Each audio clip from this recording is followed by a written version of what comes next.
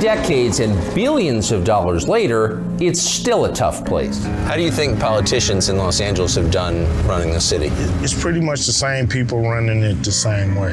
Politicians only really pay attention to the people that give them money. Everybody else is kind of an extra in their movie. We love you in the scene, but we could do the scene without you. You know? Yeah, I do. Do you ever give money to politicians? No. Why? I don't believe in politicians. Politicians have hidden agendas. They owe a lot of people a lot of favors. The more money you give them, the more you're listened to.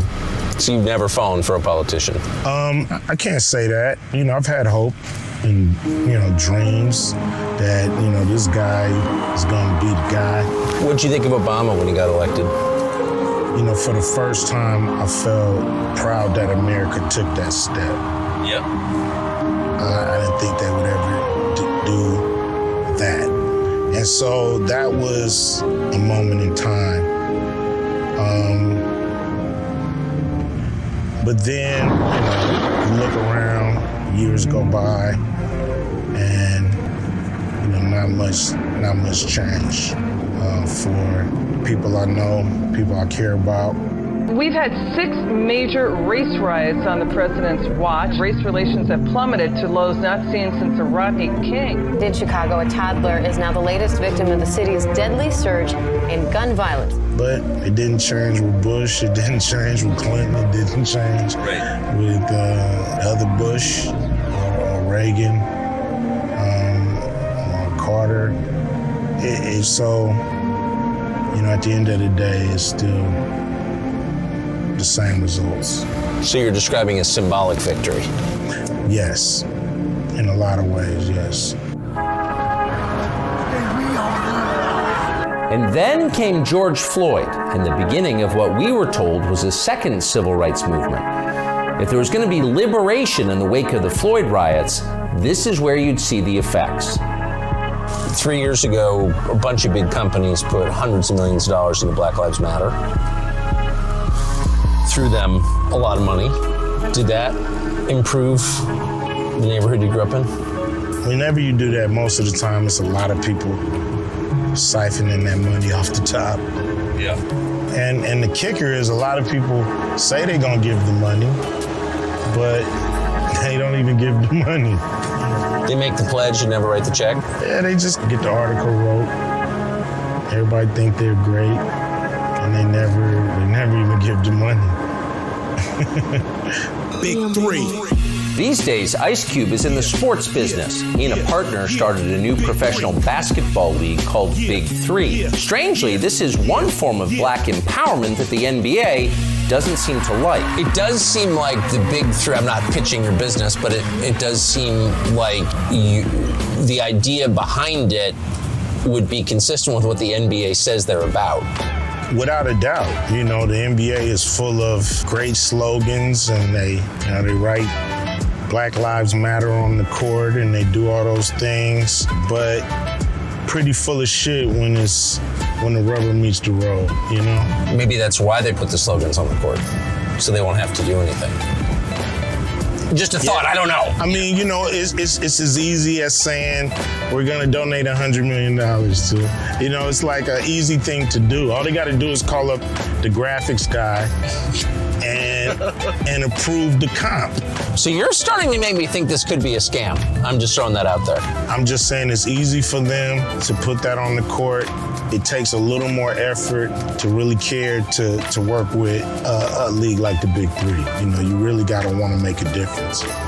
The NBA is run by a cringing neoliberal called Adam Silver. Quote, "We're completely committed to standing for social justice and racial equality," Silver once announced. "It's part of the DNA of this league." And yet, according to Ice Cube, Adam Silver has done his best to strangle the black-owned Big Three in its crib. When people think basketball, they think Silver, don't you think? Adam Silver, he kind of embodies the spirit of basketball. Yeah, you know, What team did he play on during his career? I think he played on the New York Lawyers. He's starting forward on the New York Lawyers.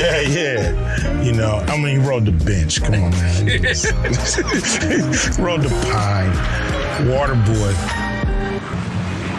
So I noticed this about every year or two. I read some story about you, and the subtext is always the same, which is, stay in your lane. I wouldn't be here if I stayed in my lane. I just never wanted to have that life. I never wanted to be controlled. How many times have you been pulled aside by people who are trying to control you? What they usually do is go talk to people that's in, my circle, and try to get them to try to convince them that they need to convince me that I need to take a different position.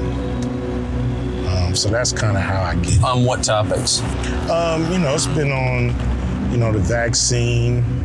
The Hollywood Reporter says actor Ice Cube is saying no to a $9 million payday because he won't say yes to the COVID vaccine. The actor and rapper was set to co-star in a new comedy, Oh Hell No, alongside Jack Black. But when producers requested all cast members get a COVID vaccine, Ice Cube backed out. Why wouldn't you take the vax? You had a direct order to take it. You were told to take it. Yeah, I'm not real good with direct orders, but on a whole nother note, but it was a command. They told you. They couldn't have been clearer about it. Yeah, it was pretty clear. Did you take it? Of course not. Yeah, no, it wasn't ready. It was 6 month, kind of rush job, and I didn't feel safe. But they told you were safe. I know what they said. I know what they said, and I heard them. I heard them loud and clear. But it's not their decision. There's no repercussions if they're wrong, but I get all the repercussions if they're wrong. Was it a tough call for you? No, it wasn't a tough call. I wanted to be an example for my kids. Really make sure they didn't take it either. Show them that I wanted to stand on my convictions and that I was willing, to lose $9 million and more, because we've probably lost more, since then. The idea is that people who stand on their convictions are heroes. They're brave. They have principles. They're the people we look to for inspiration. But in this case, with this decision and these principles, you were not hailed as a hero. No. You were attacked. So why won't you get the vaccine, man? Hey, look, man, I'd just rather be myself than take that vaccine like you other 3 billion bozos. I never told anyone not to get vaccinated publicly.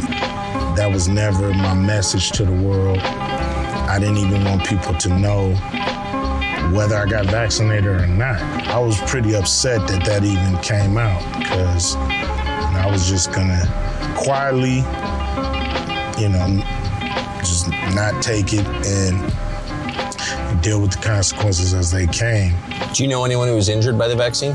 I do, and they suffer every day, and it's hard to watch. Suffering in silence is not the answer all the time.